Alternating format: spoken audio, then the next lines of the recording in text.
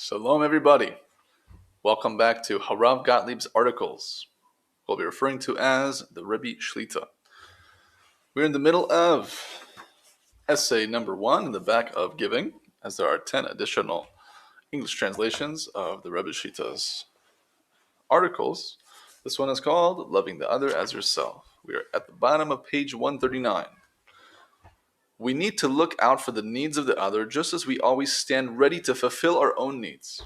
So if you have, say, 3 friends, then you need on a daily basis to take an interest in their needs and provide for them.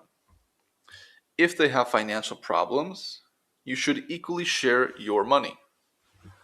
If they have medical problems, you need to take care of them and see that they get all the necessary treatment to get well. If they have difficulties in educating their children, you should preserve with the children just as you would take pains with your own children. You should persevere with the children just as you would take pains with your own children. But how is this possible? Asks Baba Sulam. One only has 24 hours in a day in which to earn enough for his family and take care of their various needs, as well as learn Torah, etc. And here we are dealing with minimal needs, not luxuries. How then is it possible to be burdened also with the needs of others? Since we are speaking of working with a small group, not an entire society, but there is no guarantee that others will be able to ensure that each individual has his or her minimal needs fulfilled. In such a situation, one should make the maximum effort to do all that one can. That is the spiritual work that each of us must do in preparation for the eventual creation of an ideal society. My ego is crying just reading that. It's such a difficult notion. I can barely care for myself, my family. How could I care for others? But this is the goal. The more we do and have the intention to reach, the more we are illuminated with the contrast of where we want to be and where we are. And all of those pains create within us a need for the Creator's help. And those are all instances of building the vessel until we come to the ultimate vessel, which on the spot, if we have a true vessel, meaning raise a true prayer from an ultimate lacking, we're answered on the spot. We get illuminated with the higher nature, being above nature, of giving to give, the level of that tzaddik, the righteous one. We'll learn more about it soon. Let's take a deeper look at the idea behind and love your fellow as yourself. When the Torah says, and love your fellow as yourself, it means that just as you look out for your own needs, so you must look out for the needs of your fellow. However, the intention is not that when you need only a bit of bread to get by, then you need to give the other fellow only a bit of bread. For when you give the other that which is the right thing for yourself, then that expresses self-love and not love of the other. Rather, loving the other requires reflecting on the qualities of the other, accepting the other as he or she is, and not making him or her fit the way you are. And it means to provide for the other's felt needs and not what you think should be the other's needs.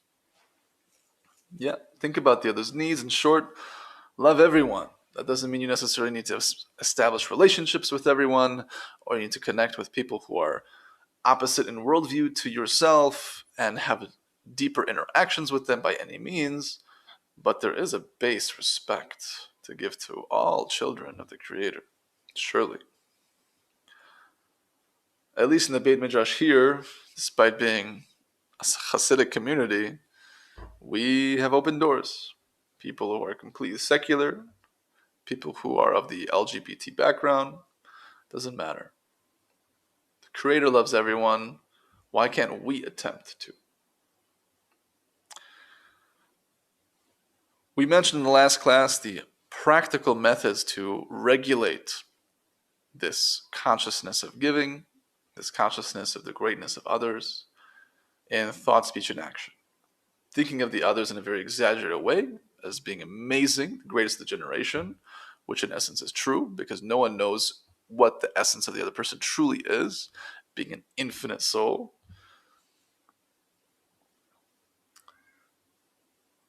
Speaking to them as if they're very important people, because they are, and doing for them, actually practically giving to them an action by means of time, energy, or providing for their monetary needs, as stated here. And as we'll have more examples as we go along. On top of that, a great recommendation by the Rebbe Shlita as of recent time is to write down their greatness. Write down all the positive traits you see and the great things that they did, and regulate one's consciousness to have the zip file to be able to be pulled up at any time.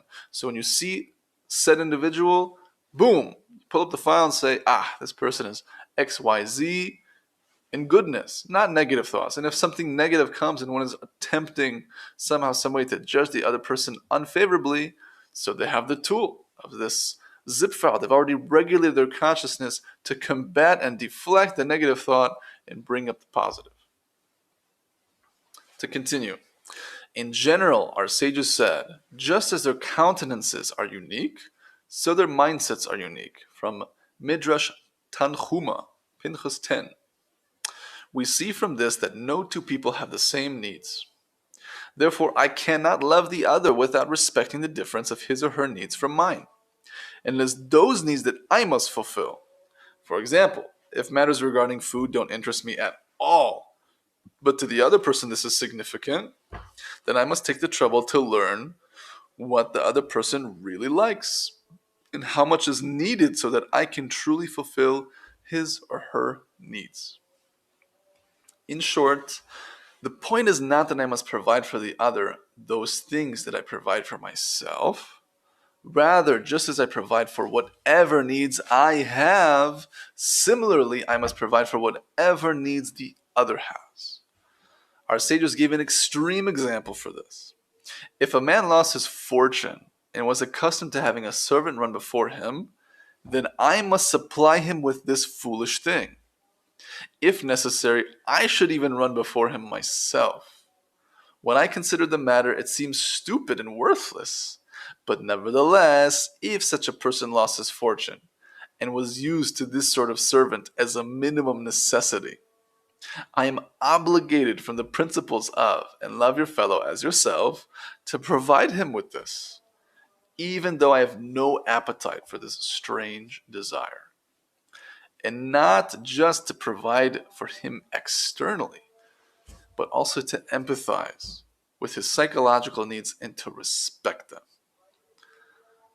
Parentheses here, the translator adds, however, if a person's needs are perverted as defined by the Torah due to stress, mental illness, or the like, then we need to help to heal him or her rather than support the perversion. That should go without saying, but at the same time we need to clarify such matters. Everything must be in the confines, the definitions of the Torah and the mitzvot, as they were given over by the Creator himself. And then we are partners in creation and have continued the oral tradition as well by means of the sages and the prophets who came before them and the elders who came before them until now. In modern terms, this can be compared to a billionaire who lost his or her fortune and was used to a luxury car and a driver. From the point of view of loving the other, I am obligated to provide whatever he or she needs in this regard. Here, our sages are trying to convey a deep message that is beyond the natural. It seems natural to us that everyone's minimal needs should be provided for. If someone has a family with 10 children and they don't have their basic needs, then anyone can understand that we must make a supreme effort to give them the minimal living. This fits our logic for the reason that when we imagine ourselves in such a situation, we certainly would want to fix it. So it turns out that I'm not helping the poor family due to a divine command, but because this accords with the logic of my mindset, that is, it is due to a command of my ego. Therefore, our sages gave the example of someone who needs a servant running before him. in order to emphasize that the true mitzvah of and love your fellow as yourself must be subjugated to the divine will and not to human understanding. So we advise that each person should select a small group of friends and work with them to fulfill and love your fellow as yourself.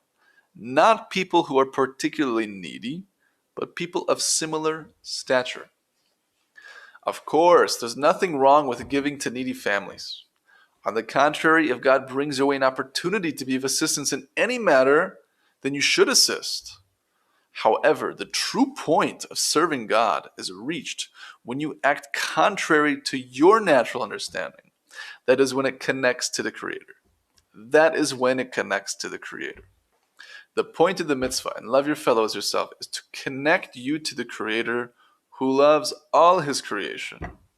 However, if you act only according to your understanding, which of course is naturally ensconced and connected to one's ego, it doesn't connect you to the Creator. In contrast, when you do something that is above your understanding, because the Creator Himself is beyond all comprehension and understanding, by oneself tapping into the frequency of consciousness of doing something for the sake of the Creator, despite it being above one's understanding, being the natural understanding is that I'm only going to do something that is worth it for me. I want some type of payout. But if I'm getting no payout, then why should I do it? I'm going to do it anyways because that's the Creator's will. That's above the understanding of the ego. And by doing that, I'm instantaneously connected to the Creator at my level, at whoever's level in that moment. Ad infinitum. The gap between a mitzvah that is done in accord with human understanding as opposed to performance of a mitzvah due to divine imperative is unfathomable. For a mitzvah in accord with human understanding leaves you on the human level. And not for this were you brought into the world, but to act toward cleaving to God. You are not brought here to do exactly as you desire. You were brought here to become one with the Creator, and to go against your nature and to elevate yourself to higher states of spiritual consciousness until you become completely unified with His character and being. Just as He is merciful, so too you should be merciful and loving and giving and kind and the like. This is the spirit behind the following statements of Bala Sulam in one of his introductions, quote, just as a donkey was not created in order to serve other donkeys like himself, rather he was created to serve humans who are above him. So human beings were not created to serve other human beings like themselves, rather they were created to serve the Creator who is above them. We learn from this that when you simply follow your nature, you are not acting as a servant of God. And what is commonly labeled as a Baal Chesed, a master of kindness, or a tzaddik, a righteous person, is a complete mistake. For this labeling is determined only by actions with a regard to their intentions. A person who is completely giving and loving because his or her inborn altruistic nature is not a master of loving kindness. Instead, just as a monkey climbs trees, so the person is doing what his or her nature necessitates. Only when your rational understanding is opposed to performing a mitzvah, and you nevertheless force yourself to do it, for the reason that this is the divine will, only then can you be perceived as one who is connecting to the Creator. Most people do not understand this at all, for they do not sense a lack of and a longing for a closeness to God. So it's enough for them to have as their goal the creation of a human society based on rationale, ethical principles. However, experience has taught us that when this is the goal, we lack the motivation to fully attain it. It requires that each member of the society give up his or her self-centeredness, and people prefer to allow others to make the sacrifice. Therefore, all attempts to create a just human society have completely failed and will continue to fail, I add. However, once we all accept the goal of cleaving to the creator of the world, then each individual will have the motivation to overcome whatever difficulties there may be. In summary, if people do not take upon themselves the service of God, then they will not be able to create a just society. And B, they will not draw near to the essential goal, which is attachment to the creator of the world. And we're left with a short section. They'll be finishing this essay next time. It's an amazing essay. It's a great short version of Matan Torah in itself, but Matan Torah goes into a lot more details and dynamics of our inner processes. And if you haven't checked out the classes yet, check out the playlist. Tov, thank you so much for joining us. Please spread the word. Till next time.